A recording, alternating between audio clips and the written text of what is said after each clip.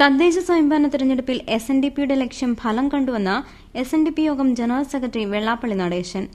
SNDP സ്വന്തമായി ഒരു party രൂപീകരിക്കാഞ്ഞിട്ട് പോലും ഇന്നലെ വരെ തങ്ങൾക്ക് സീറ്റ് നിഷേധിച്ചവർ പാർട്ടി രൂപീകരണം ഉണ്ടാകുമെന്നറിഞ്ഞപ്പോൾ വിളിച്ച് സീറ്റ് നൽകുന്ന അവസ്ഥയാണ് ഈ തെരഞ്ഞെടുപ്പിൽ ഉണ്ടായിരിക്കുന്നതെന്ന് വെള്ളാപ്പള്ളി നടേശൻ ആലപ്പുഴ കണിച്ചുകുളങ്ങരയിൽ മാധ്യമങ്ങളോട് പറഞ്ഞു.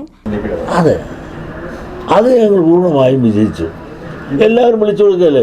ഇന്നലെ വരെ സീറ്റ് പോലും തരാത്ത ആളുകൾ ബാ എന്ന് പറഞ്ഞ് വിളിച്ചു തരികയല്ലേ.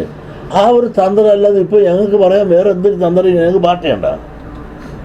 അപ്പോൾ അതിനകത്ത് എല്ലാവരുടെയും സഹകരണം സഹായം ഞങ്ങളെ വേണ്ടവർ ഞങ്ങളെ വന്ന് വിളിച്ച് സീറ്റ് തന്നപ്പോൾ ഞങ്ങൾ ആളുകൾ നിന്നു. അതിലെന്താ തെറ്റി? ഞങ്ങൾ വന്നില്ല.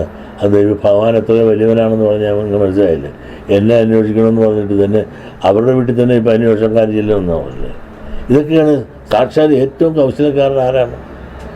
നമ്മുടെ ആഭ്യന്തര വകുപ്പ് മന്ത്രിയാണ്. അദ്ദേഹത്തിനെ വിളിച്ച് വേണം മാലയിട്ട് കൊടുക്കാൻ. ചിലർക്ക് പാരിതോഷം കൊടുക്കുന്നു, വിമോചനം കൊടുക്കുകയാണ്. പരമാവധി സ്ഥലത്തും സീറ്റ് ലഭിച്ചു.